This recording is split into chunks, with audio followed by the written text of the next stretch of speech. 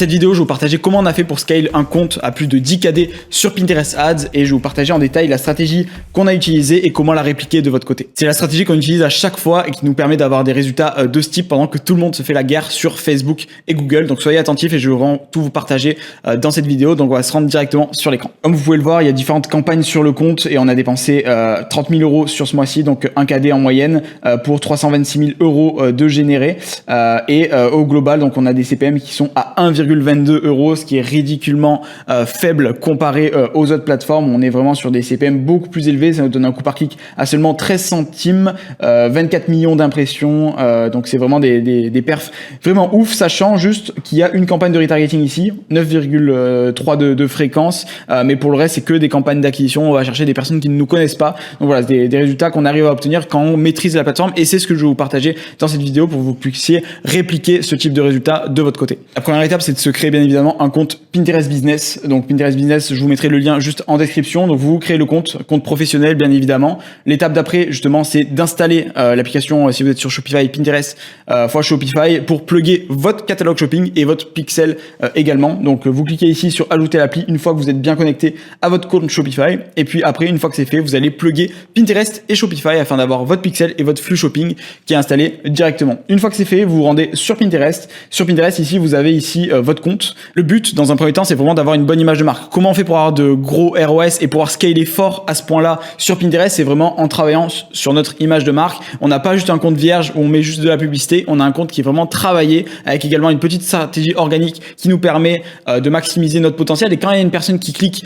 sur notre compte et pas sur la publicité directement, elle est redirigée vers un vrai compte Pinterest bien solide, pas juste un compte un peu bancal qui peut faire perdre la confiance des utilisateurs. Et ça, c'est vraiment une grosse clé super importante pour pouvoir scaler. Sans ça, ça va être très compliqué. Donc ajouter au minimum des épingles, des tableaux, et ça va être super important. Donc là, je prends l'exemple d'un compte dans la décoration. Ce qu'il faut ajouter, si on a différentes thématiques, décoration murale, tapis, meubles, chaises, les tableaux, c'est les catégories dans lesquelles vous allez classer vos différentes épingles. Il faut avoir une image de marque propre sur la plateforme parce que Pinterest, c'est un moteur de recherche visuel où les personnes viennent chercher des idées d'inspiration. Si vous n'êtes pas en mesure de pouvoir les inspirer sur votre compte, ça va être très compliqué d'avoir de l'attraction et maximiser vos performances. Parce qu'il y a des personnes curieuses qui vont aller sur votre profil et scroller votre profil de A à Z. Donc ça, c'est vraiment super important de travailler votre image de compte avec une bonne manière, un beau titre, un beau logo, des tableaux, des miniatures de tableaux, travailler vos descriptions de tableaux, vos descriptions d'épingles. Il va y avoir un rendu qui va vous permettre de sortir du lot pendant que beaucoup de comptes justement se contentent de faire uniquement de la publicité avec des comptes qui sont vierges. Une fois que c'est fait et que vous avez bien votre pixel qui est installé, si vous avez des doutes par rapport à ça, vous pouvez cliquer ici sur annonce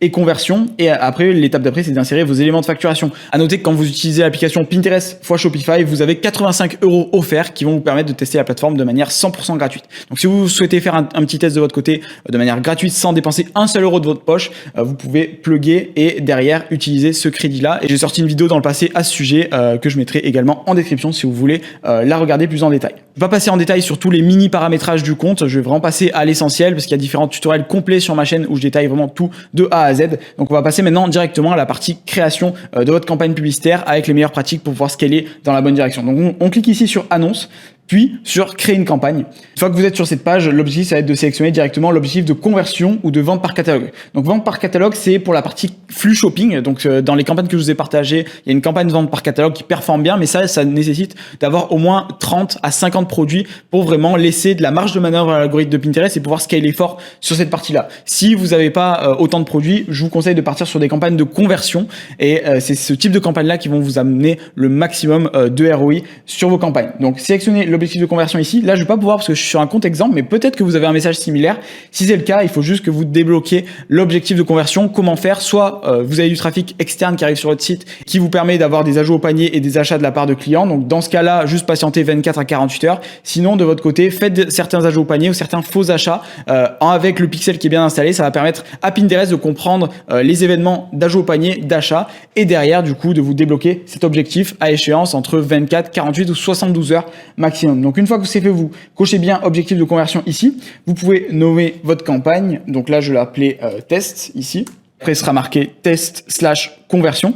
Après, vous mettez le statut de la campagne actif. Donc, dès que vous allez lancer la campagne, elle va pas être en pause, elle va être vraiment active. Donc, je vous recommande de partir là-dessus au démarrage. Vous pouvez partir sur un budget quotidien. Donc, sur Pinterest, là, je vous ai montré un exemple d'un compte où on a dépassé les 10 KD en termes de scaling. On spend en moyenne 1000 € par jour. Mais ce que je vous conseille sur Pinterest, c'est de démarrer bas et de scaler petit à petit en horizontal. Mais je vais vous partager tout ça juste après. Donc, partez sur un petit budget. Typiquement, vous pouvez partir sur 10 € par jour. Il n'y a aucun souci par rapport à ça. Donc, je sélectionne 10 € par jour ici. Et faites bien attention de démarrer à des dates précises. Donc là, ce que je fais, c'est que je prends la date du lendemain. Ça, c'est très important parce que si vous faites le setup de vos campagnes à 8 h du soir, il va rester que 4 heures dans la journée. Donc, il va dépenser tout votre budget en 4 heures. Donc, rien ne sera optimisé. Et Pinterest, il lui faut du temps à l'algorithme. Donc, lancez votre campagne au lendemain pour qu'il y ait une journée entière de spend. Donc, ça, c'est recommandé. Donc, vous cliquez là sur la journée du lendemain et derrière, vous mettez typiquement à 2 h du matin. Et là, vous avez votre horaire exact de lancement à votre local time. Donc là, quand on est en France, justement, il y a souvent 2 heures ou 1 heure d'écart en fonction de la saison. Et derrière, vous pouvez cliquer ici sur continuer pour passer à l'étape suivante. L'objectif sur Pinterest, c'est de trouver de nouveaux clients dans un premier temps. Donc, vous cliquez sur trouver de nouveaux clients ici. Et là, vous avez un ciblage par centre d'intérêt et par mots-clés. Donc, pour le scaling et pour arriver sur de tels résultats, sur quelle stratégie on part vraiment sur les deux. Donc, au démarrage, l'objectif, c'est de tester les deux. À la fois les centres d'intérêt, à la fois les mots-clés. Après, vous avez des produits qui sont beaucoup plus recherchés que d'autres sur Pinterest. Et pour le voir, qu'est-ce que vous devez faire? Vous devez aller ici sur Analytics et Tendance du moment. Et vous avez un outil qui s'appelle Pinterest Trends où vous allez pouvoir analyser les volumes de recherche par mots-clés. Si vous avez des produits qui matchent bien et où il y a beaucoup de volume de recherche par rapport à ça, je vous conseille plus de partir dans un premier temps sur un ciblage par mots-clés. Mais l'objectif, c'est vraiment souvent de tester les deux au démarrage. Donc, admettons, on est dans la décoration. Vous pouvez très bien sélectionner l'intérêt décoration intérieure ou bien un sous-intérêt, mais je vous conseille au moins de dépasser une taille d'audience ici de 1 million à 2 millions de personnes au minimum pour laisser de la marge de manœuvre à l'algorithme. Quelque chose d'autre de très important, il faut vraiment séparer vos campagnes d'intérêt et vos campagnes de mots-clés. Si vous mettez les deux en même temps, si Pinterest voit que vous avez une audience très large ici de 7 millions et qu'à côté vous mettez des mots-clés, et les mots-clés, la majorité du temps, c'est souvent des audiences qui sont moins larges, ce qui va se passer, c'est que il va favoriser les poches d'audience les plus larges. Pinterest va voir qu'il y a plus d'audience à aller cibler d'un côté, il va pas se dire, ok, c'est peut-être cette audience-là, c'est des mots-clés, ça va être plus performant. Non, l'algorithme, des fois, est un peu bête. Il faut vraiment séparer les campagnes pour que le budget soit bien dépensé sur les mots-clés. Et une autre campagne où les budgets sont bien dépensés sur les centres d'intérêt sans altercation entre les deux. Et pour la partie analyse et scaling, c'est beaucoup plus simple de procéder ainsi.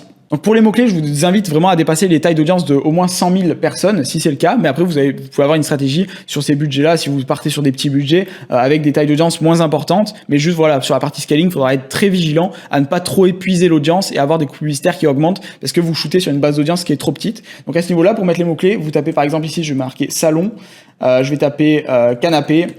Je vais taper tapis et à chaque fois vous mettez une virgule et ça permet justement de passer au mot-clé suivant. Donc c'est pas tellement une question de nombre mais plus de taille d'audience ici. Je vous conseille quand même de dépasser au moins les 10 mots-clés mais surtout derrière d'analyser cette partie-là pour savoir si les bons mots-clés dépensent ou si Pinterest dépense au mauvais endroit et là il faudra vraiment corriger. C'est super important de le faire quelques jours après mais je vais vous partager ça juste après. Donc une fois que c'est fait, vous allez sélectionner vos centres d'intérêt mots-clés. Donc centres d'intérêt, à noter que vous pouvez aussi les grouper pour augmenter votre taille d'audience et que vous avez bien séparé vos campagnes de mots-clés et d'intérêt. Après, on va passer à la partie données démographiques. Donc là, je vous invite à partir large au démarrage. Juste à la limite, vous pouvez enlever l'audience 18-21 ans si ça correspond pas à votre cible. Si vous ciblez des prospects un peu plus âgés, vous pouvez décocher les cases ici. Ici, donc vous pouvez sélectionner uniquement les femmes ou les hommes ou les femmes si vous le souhaitez. Juste dans non précisé, il y a plus de 70% de femmes dans cette catégorie-là. C'est juste au démarrage, quand l'application a été créée, il précisait pas êtes-vous un homme, êtes-vous une femme. Du coup, c'est souvent des prospects qui sont très qualifiés et qui utilisent Pinterest depuis plusieurs années. Donc, je vous invite à la laisser cocher. Et si vous ciblez que les femmes, juste décocher les hommes ici. C'est la meilleure chose à faire. Au niveau des lieux, à vous de choisir. Nous, ce qu'on fait, c'est qu'on démarre souvent par le marché français et après on étend sur les marchés européens comme sur le screen que je vous ai montré. On est sur plusieurs marchés en même temps. Et au niveau de la langue, après, si vous êtes sur le marché français, je vous invite à mettre juste la langue française pour ne pas cibler les étrangers qui se trouvent en France. Donc ça, c'est super important. Ça va légèrement filtrer l'audience, mais globalement, c'est super important de faire ça. Au niveau des appareils, restez large. Idem sur la partie emplacement et suivi. Je vous invite à rester large au démarrage. Et puis après, vous pouvez optimiser du coup soit sur une enchère automatique ou manuelle. Automatique, quand vous êtes en campagne de conversion, là le budget va se dépenser entièrement. Manuel, ce qui va se passer, c'est que vous allez donner un objectif à Pinterest de coût par achat. Donc admettons, vous êtes prêt à payer 10 € pour obtenir un achat. C'est ici que ça va se mettre en personnalisé. Bon, si vous êtes débutant, je vous invite à partir en automatique et après à switcher en personnalisé dès que vous avez un peu plus d'expérience sur la plateforme. Pour un scaling réussi, justement, faut varier un peu les deux. Nous, il y a des campagnes en automatique qui marchent très bien, d'autres en manuel, mais il faut trouver ce CPA manuel qui peut être un peu touchy par moment, parce que si on met un CPA trop bas, il ne va rien dépenser, et si on le met trop haut, il va dépenser, mais derrière sur le mauvais objectif, et on va pas avoir de très bons retours sur investissement. C'est pour ça que sur le screen que je vous ai montré, il y a des campagnes qui sont à 1-2 ROS. C'est souvent des campagnes où on n'a pas trouvé le bon CPA manuel, ou des campagnes en automatique qui ont mal performé. Du coup, on les a coupées directement. Scaler de la bonne manière et avoir des retours sur investissement de dingue, je vous mets le lien ici de ce Pinterest ROS calculateur que j'ai créé spécifiquement pour vous, dans lequel vous allez mettre typiquement votre coût par achat, combien vous coûte justement votre produit. Donc admettons ici, mon produit me coûte 18 € et mon panier moyen il est à 47. Là vous allez savoir de votre côté, si vous avez 5% de marge, quel type de ROS, de rentabilité il vous faut. 10% ici, la même chose. Donc là, vous savez que si vous avez un ROS, admettons, de 2,4, vous avez des marges à 20%, ce qui est très correct. Et après, pareil pour 30%, 3,15. Et là, ce qui est bien, c'est que voilà, c'est un tableau qui est dynamique. Vous pouvez utiliser, juste penser à cliquer sur fichier, créer une copie pour derrière l'utiliser de votre côté. Et si, admettons, vous avez un coût d'achat qui varie, qui passe de 18 à 20 €, tous les chiffres vont être changés de manière dynamique dans le sheet. Donc voilà, profitez-en, c'est en description, c'est gratuit. Vous avez juste à cliquer sur fichier, créer une copie et derrière, vous pouvez calculer tout ça, parce que si vous maîtrisez pas vos chiffres, ce sera impossible de scaler de la bonne manière, parce que autant vous pouvez scaler, mais de la mauvaise manière et derrière, d'être pas du tout rentable, alors que vous avez de très bons ROI. Je reviens maintenant à ce niveau-là où on était au niveau des enchères, et maintenant on passe à la partie annonce. La partie annonce ultra importante, parce que sur Pinterest, on est sur un moteur de recherche visuel où les personnes viennent chercher des idées d'inspiration. Qui dit moteur de recherche visuel dit justement beaucoup de créative, et la créative est le nerf de la guerre sur Pinterest. Et pour scaler justement, il va falloir tester énormément de créatifs. Nous, à ce niveau-là, quand on est sur des niveaux de dépenses de ce style sur différents pays, différentes langues, etc., on teste plusieurs créatifs par jour. C'est beaucoup moins comparé à un TikTok ou Facebook. Pinterest demande beaucoup moins de créatifs. Quand on a une créative qui performe, elle tient et elle dure souvent entre 3 et 6 mois. Du coup, à ce niveau-là, on a un renouvellement qui est quand même plutôt long comparé aux autres plateformes. C'est ça qui est super intéressant avec Pinterest. Mais c'est super important de mettre un point de vigilance par rapport à ça et toujours tester de nouvelles créatives. C'est pas parce que vous avez une créative qui performe que vous ne pouvez pas trouver une meilleure créative. Donc, il faut vraiment toujours mettre du focus là-dessus, parce que sur Pinterest, c'est le nerf de la guerre. Et quand les personnes scrollent sur Pinterest, justement, il y a beaucoup d'épingles en concurrence les unes à côté des autres. Donc, je vous invite vraiment, pour trouver les meilleurs créas, à vous créer un compte. Typiquement, si vous êtes en France, créez un compte aux US avec un VPN pour que vous puissiez espionner un peu la concurrence, voir ce qui se fait et comprendre vraiment les mécanismes de fonctionnement sur Pinterest. Et après, vous pouvez utiliser, comme je vous l'ai dit, l'outil Pinterest Trends aussi pour voir les futures tendances sur lesquelles se positionner avec les meilleures créatives qui sont associées par rapport à ça. Après, vous avez des outils comme Minea, Pinspy pour récupérer des créatives performantes, mais le but, c'est d'en tester plusieurs et tester des créatives à la fois inspirationnelles et d'autres un peu plus pushy, sachant que sur Pinterest, voilà, les personnes sont en phase d'inspiration, donc c'est des créatives qui sont différentes comparées à Meta et Google, et c'est souvent un format 2/3 qui est utilisé, ou 9/16 pour les formats épingle idée.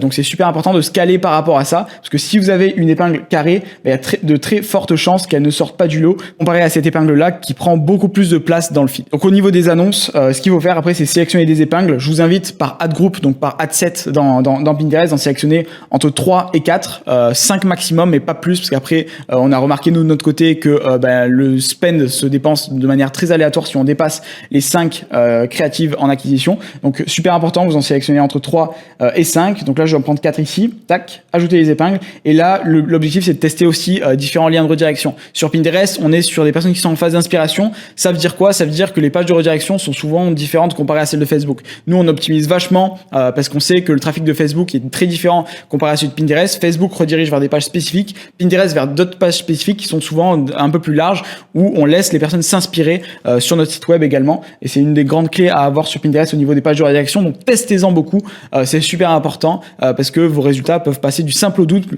juste avec un petit testing, avec un test où par exemple vous testez une redirection vers une page de collection plutôt qu'une page produit. Ça peut être un exemple. Donc globalement ça c'est super important de tester tout ça. Et une fois que c'est fait, vous avez juste à cliquer sur publier. Donc maintenant on va passer à la partie scaling pure. Comment scaler sur Pinterest? À ce niveau-là, ce qu'il faut faire déjà, c'est se rendre sur annonces et rapports pour vraiment analyser vos KPI. Donc les KPI les plus importants à analyser, c'est la partie CTR, ROS, valeur totale de commande, du coup, les CPM, votre nombre de conversions, votre CPA, la fréquence pour voir si les personnes voient toujours la même publicité ou pas, votre coût par clic. Et déjà avec ces métriques-là, vous avez la majorité de vos KPI à analyser. Ça sert à rien de s'embêter avec des KPI trop complexes, etc. Au démarrage, partez sur ces simples KPI. L'objectif, c'est d'avoir vraiment de bonnes creatives. Donc ça, c'est validé par le CTR.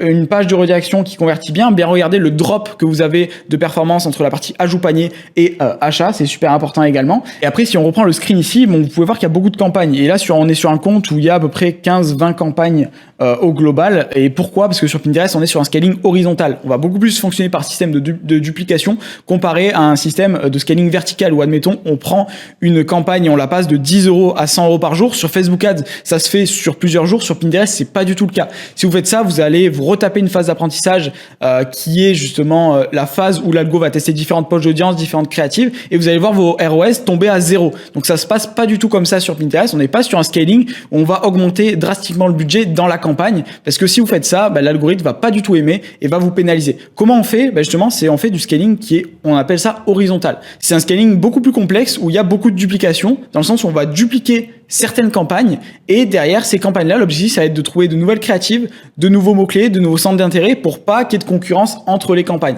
Et quand on a un compte qui performe bien sur Pinterest, le but, c'est pas forcément de faire un scaling vraiment ultra agressif et ultra fort qui va durer 2 semaines, mais c'est vraiment justement de scaler étape par étape avec une stratégie un peu escalier et qui va nous amener une réelle stabilité sur le long terme. C'est ça qu'on va chercher sur Pinterest. C'est surtout de la stabilité, pas forcément un gros pic et une grosse dent de scie, parce que c'est vraiment pas terrible d'avoir de la dent de scie sur Pinterest, et c'est très compliqué d'avoir de la performance comme ça en dent de scie. C'est plus un modèle qui est vraiment basé sur Meta, Facebook, mais sur Pinterest, si vous faites ça, vous partez vraiment droit dans le mur. Donc c'est beaucoup plus un scaling horizontal sur Pinterest. On va chercher de nouvelles poches d'audience en mots-clés, en intérêt, en créa, et tout ça qui permet d'avoir de la stabilité avec un compte bien complet avec pas mal de campagnes. Comme ça, dès qu'on coupe une campagne, ça affecte pas le reste des campagnes. On n'est pas sur un setup à la Facebook également où on a juste une campagne d'acquisition, une campagne de retargeting, basta. On est sur un algorithme qui est complètement différent sur Pinterest. Il est moins performant. Du coup, la partie media buying est plus importante. C'est pour ça qu'il faut vraiment être flexible à ce niveau-là et avoir des stratégies de scaling qui sont différentes et qui nous permettent d'avoir de la grosse stabilité sur le long terme. C'est ça qu'on va chercher sur Pinterest. Et rappelez-vous que le B.A.B.A. pour un scaling réussi, c'est vraiment de connaître vos chiffres sur le bout des doigts. Donc n'hésitez pas à utiliser le Pinterest Calculator ici. C'est vraiment ça qui va vous permettre de déterminer votre manière de scaler sur Pinterest ou même sur les autres plateformes. Et c'est ça vraiment qui va vous permettre d'avoir la vue vraiment macro sur votre business pour vous permettre de prendre les bonnes décisions par campagne. Et ça se base toujours par rapport à ça. Votre ROS break-even de rentabilité, c'est toujours ça qu'il faut calculer. Et ça, du coup, c'est en description. Donc n'hésitez pas à l'utiliser. C'est ça qui va vous permettre d'avoir de la performance. On arrive maintenant à la fin de cette vidéo. J'espère que vous a aidé à y voir un peu plus clair sur les stratégies de scaling à utiliser sur Pinterest Ads. N'hésitez pas à la liker et à vous abonner à cette chaîne YouTube qui est dédiée uniquement à la plateforme Pinterest Ads. Je vous mets également en dessous le lien de la méthode BPO. En dessous, c'est la méthode qu'on utilise pour générer plus de 3 000 € par jour de manière stable sur des comptes sur des périodes très longues de plus de 12-18 mois. C'est une étude de cas complète de 15-20 minutes où vous allez vraiment voir en détail nos stratégies de testing, puis sur la partie scaling avec le détail des niches les plus performantes, les meilleures créatives. Donc tout ça résumé dans une vidéo complète. Je vous mets le lien en description. Et si vous regardez la méthode BPO qui se trouve juste en dessous, vous allez également être informé des prochains lives que je vais faire. Donc je fais des lives privés qui sont totalement gratuits dans lesquels vous avez la possibilité de me poser toutes vos questions et on part sur une étude de cas détaillée en fonction de la saisonnalité pour vous apporter un maximum de performance. Donc voilà, restez bien connectés. On se dit à la prochaine dans une prochaine vidéo. C'était Luc. Ciao.